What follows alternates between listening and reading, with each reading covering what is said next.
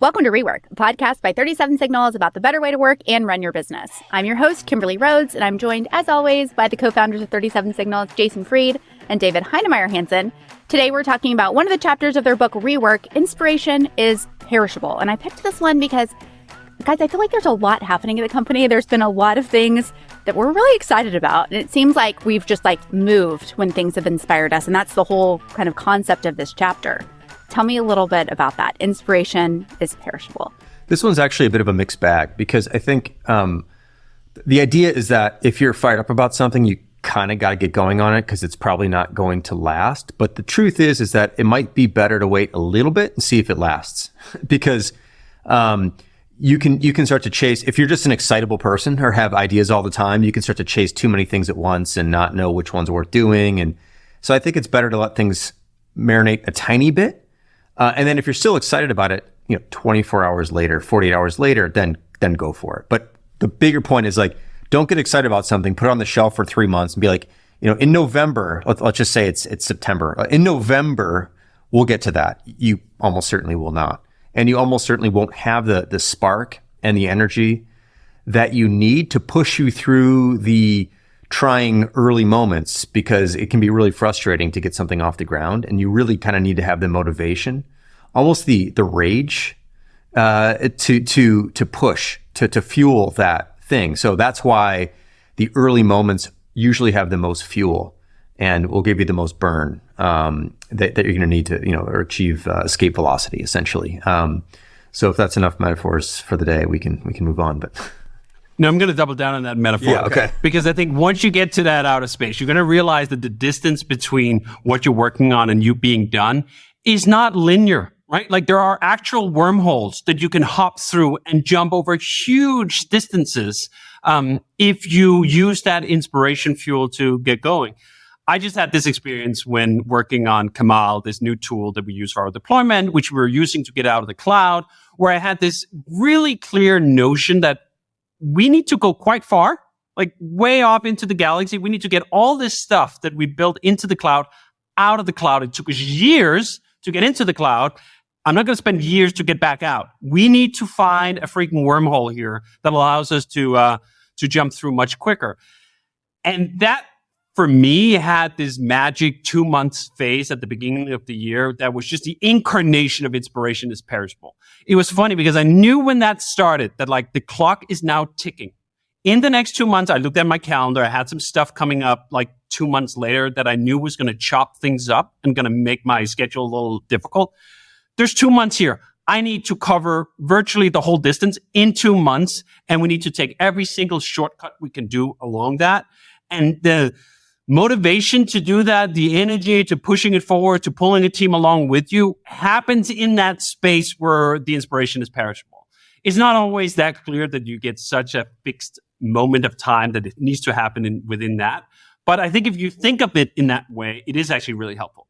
I think this is one of the reasons when Jason and I talk about a new product, we very often will pick a launch date without having any idea about whether that's even feasible or possible or whatever. It is a way to narrow that inspiration towards a destination. And then we can throw things off as we go along, but you got to get moving and it's got to look a little unrealistic almost, or at least invite trade-offs. It's got to invite the constraints so that you make different choices. I think the inspiration perishes quite quickly if you go through every checklist and if you go through then we also need to study this and we need to study that and we do get something live, get something real, be excited about it because you're using it and you're getting closer to it. I think that is it is the kind of rocket fuel that you can't actually estimate in normal terms. You can't say, this is going to take 3 human weeks to do, or this is going to take... No. When you're in that phase, when you're in that bubble, you can just jump these enormous distances in ways that seems unrealistic when you think of it in the normal times, right? We do a lot of cycle planning. We use the shape-up methodology and so on. And a lot of that is about how do you evolve an existing product. I think this inspiration is perishable nugget of wisdom applies mainly when it's not established. When you're just sprinting across a green field of development and you're trying to get something that doesn't even exist except in your head and in your partner's head perhaps, and putting that up there so that others can run with you, that's the moment where the inspiration just has to be there. But you got to bottle it up afterwards. I mean, the history of startups is exactly as Jason started it with. Someone who has that energy is able to sprint really far against all odds, and then they can't switch modes. Now something exists. You can't run the same way, or at least most people can't. There are a few individuals who defy expectations in that regard repeatedly. But most individuals, if they do that, they just end up thrashing. Shiny dog or shiny object syndrome, where you're just like a dog constantly can't focus on anything, and you're just going to drive your team crazy if you do that all the time. This is also why I'm so opposed to things like someone has an idea. It's like the first thing they do is start to pile up these tedious tasks like, let's do some market research. Let's go ask a bunch of other people what they think about this thing. And let's start to do some more research into pricing. It's like, you're going to kill all the inspiration that you have when the first thing you do is tedious work. And so that's why people never get these things off the ground. They're pumped about something and they move right into research mode. No, move into doing mode, build mode, design mode, whatever mode it is to get the product moving or the idea going somewhere. Don't ask other people what they think. That's the best way to just land yourself in some quicksand and some mud. Granted, it's possible that every person you talk to is as fired up as you are. That can happen. But then you didn't need to talk to them in the first place. Just go, just make the thing and stop getting, bogged down in the tedium. I think especially in the beginning, this sense of inspiration often comes from an idea that's not even fully shaped in a way you can articulate to other people. So it's actually often difficult to convey your excitement to others and get them infected, because most people, when they hear a new idea, will think of all the reasons why it won't work. And you're like, those reasons might be true, but it's also irrelevant right now. So many things, virtually everything that was turned out to be a huge idea started out as a stupid idea. Started out as an idea that had all sorts of flaws and had all sorts of drawbacks and had all sorts of reasons why it wouldn't work. But it needs someone who just goes like, you know what? I don't care. I don't care for all the reasons it's not going to work. We're going to try. We're going to sprint and we're going to tap and suck all the inspiration there is out of it. And you know what? Reality is going to tell us whether it works or it doesn't work. You can't argue your way out of so many of these debates. Well, I would think inspiration sometimes ebbs and flows.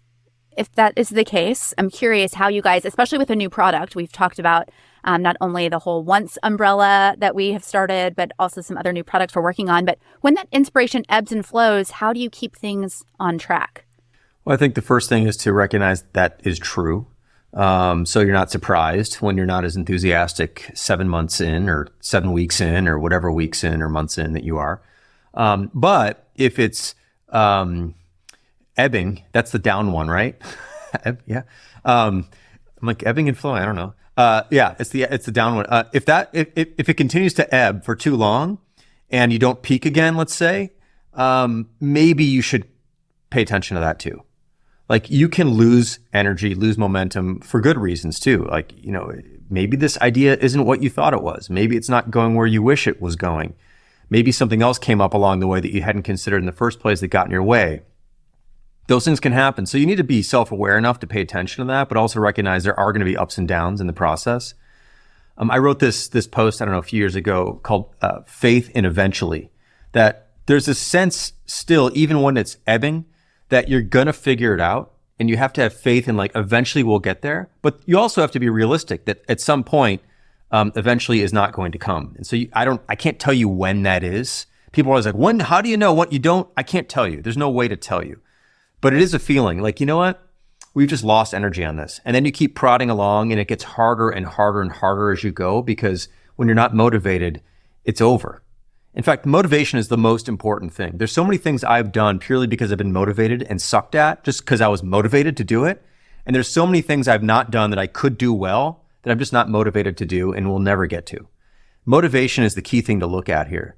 So you can sustain that for a while as you're ebbing, but at some point, if that goes away, I think that's the real tell that maybe it's over.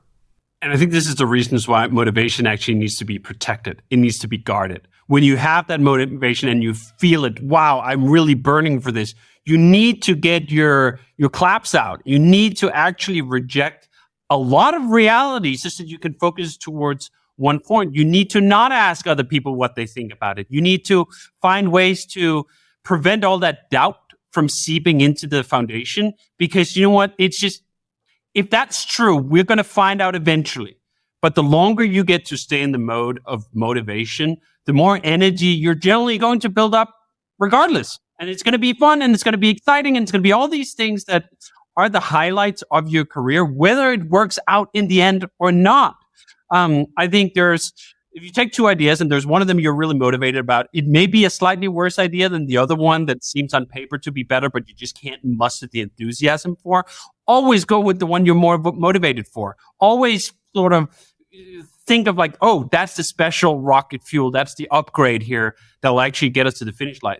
Because any idea, if you need to bring something that does not exist into this world, it's going to be really difficult. It's going to be really hard, and it's going to have these down moments. And unless you have ways of getting back up the hill and you have that boost, do you know what? A lot of people just end up in the valley and they never get back up there. And one of the reasons is because they squander that motivation on doubt, on other people's opinions, on market research, on everything else but building and throwing things against reality. Yeah, this is one of the reasons why we don't bring outsiders into our product development process until maybe like right at the end. If we're going to like seed 100 people with a pre-release version of something, because first of all, it slows things down considerably. When you have other people looking at this, they come up with a million things that you've already thought of, that they don't know you've thought of, and they ask you if you thought of it, and then you have to respond that you have, and here's why you didn't do it, and it also just kills motivation. It slows things down. It kills motivation. Other people's opinions are not great for motivation, unless, of course, they all support your point of view. Now, you could say, well, wouldn't you want to know what other people think? Because maybe you're going down the wrong road. Why do you put so much value in what other people think? How do you know they're right? Like this idea that because someone else said something, they're right. You're wrong. They're right. That doesn't make any sense to me. You've got to follow your gut on this sort of thing. So we bring people in right at the end, sometimes and sometimes never, but right at the end, because at that point, motivation doesn't matter anymore. We've already crested the hill. We're already past we've broken out of our escape velocity, broken out of the orbit. We're into deep space now. I don't know, whatever. Nothing's going to bring us back to Earth. We're releasing this thing. It's going to ship no matter what. So at that point, it's more about finding a couple things around the edges, but it's not finding big problems with the idea early on based on other people's opinions.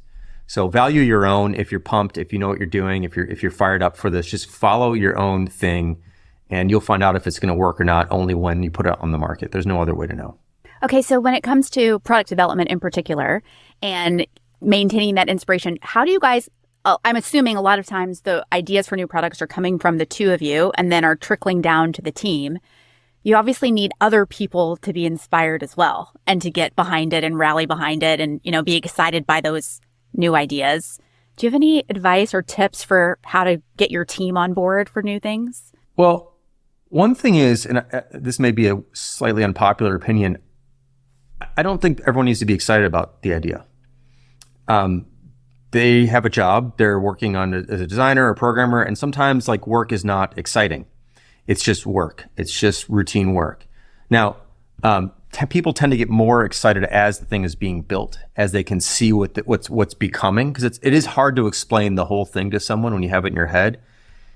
But I don't think all work needs to be exciting. I don't think you need to have everyone equally excited about something to do a good job. You just need to have people who like to do good jobs and like to do good work.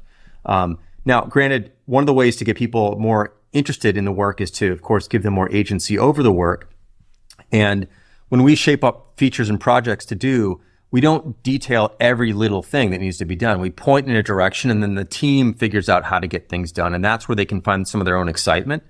But this idea that everyone needs to be equally fired up it's not true. Just like no one's going to be as excited about this company as David and I. We own the place. Like it's unrealistic to think everyone is going to feel like us or whatever. They're just not. And it's okay that they're not. That's not what we expect out of people. So I just kind of want to put a damper on the whole, like, everyone's got to be rah-rah fired up thing all the time.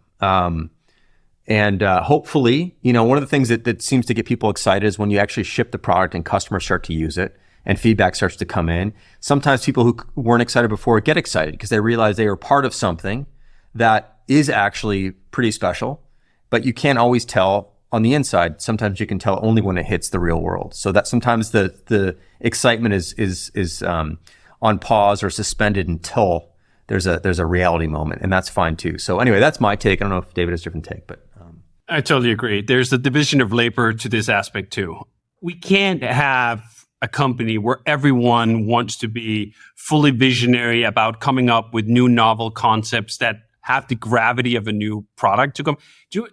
Jason has enough product ideas to sustain all of us and then some. There's just not enough room for that. So some of this is sometimes linked to that too. If you are the kind of person who sees castles in your mind in the sky, then maybe you should also start your own thing. And this is one of those areas where I think you'll learn something as you work for other people, whether you're well compatible with signing up for other people's vision as the main mode that you're going through. Most people are. And then there are individuals who make poor employees. And some of those individuals end up being entrepreneurs and creating their own thing. And I think like that's how the universe is supposed to be, that there are some folks who fit in poorly with others, working under someone else's vision of where we need to go. They should try their hand at their own vision and at their own attempt, and not all of them will succeed. And then we should also have a bunch of people who are very sort of content and happy even, going like, you know what, I go to work and I can be excited about the work. I can love the way we work. I can like the culture. I can do all these other things. Part of that is I sign up for someone else's mission here. And I understand that going into it. Now, there's a huge spectrum here. It doesn't mean that like everyone should just turn off their creativity valve and that they can't have any input on these new projects or whatever. It just means that like there's not room for everyone to set the ultimate direction of where we're going into space. If Jason says like, you know what, let's go to Mars, like, then someone else saying like, no, I'd like to go to Venus. Oh, I want to go to Jupiter. I want to, you know what? That doesn't work. We can sign up for this ship and it's going to freaking Mars. And then we can figure out like how to get there. And there's going to be all these interesting problems along the way, but there can really only be one or a handful of people deciding ultimately what is the destination. Okay. And then my last question for you guys before we wrap up, as co-founders, do you guys find that you're generally inspired at the same time, or does that also go through phases of like David's really into a new idea and then Jason is into a new idea later? Or are you guys usually pretty simpatico on that? I think there's certain things that we're both like. I'm not like Kamal is not a thing that excites me because it's not something I'm involved with. I'm excited that David's excited about it, but like it's not personally my thing. So he doesn't need that from me and I don't need that from him. He's going to do his own thing and I'm going to do my own thing over here. So we have, I think, different things. And then of course, when we build products for customers that we're going to sell, I think we both need to be pretty excited about that, pretty aligned on that. So that's typically how it goes. And also like business changes and whatever, that kind of thing. But this is not a like a 2-vote system. We both need to be aligned to do something. We've talked about this in previous episodes. This I agree or disagree and commit, or just like you get this, I get that, or you go off and do your thing, I'll go off and do my thing. It's all fine. I think that's the only healthy way to do it, frankly. Otherwise, if you have to move in lockstep on everything, it's inefficient, frankly, and also it's just not as interesting. I think that Venn diagram where we have like a slice of overlap and then we also have our own separate spheres is a really good way to sustain working together for 20 plus years. I don't think anyone is going to be as excited about everything all the time as any other individual in the world, and allowing each party to have some space to pursue their ideas. I have a lot of ideas on the technical side, on the infrastructure side, and Jason has a lot of ideas on the design side. And then we come together. I think once is a great example of that we sat down like, okay, we're looking at the same kind of problems. We're looking at the same direction that the industry is going. How can we end up with a answer to some of those open questions that we're excited about? And then we both pile in on that idea. Like, oh, what about this thing? What about this thing? What about this thing? And that can exist. Once can exist, and we can be moving forward to while I'm off here chasing Kamal and while Jason's off here chasing something else. And I think that's a good way of doing it. Don't try to monopolize someone else's sense of excitement or inspiration. Just like, hey, can I get 30% of your cake? That'd be great. Like we take your 30%, my 30%. plenty of overlap there for us to be excited about other things at the same time. Okay, well, next week we're going to have a special guest with us on an episode of Rework. We have selected one underdog who's going to share their underdog story. So we'll have a visitor with us at the beginning of the podcast. Rework is a production of 37 Signals. You can find show notes and transcripts on our website at 37signals.com/podcast.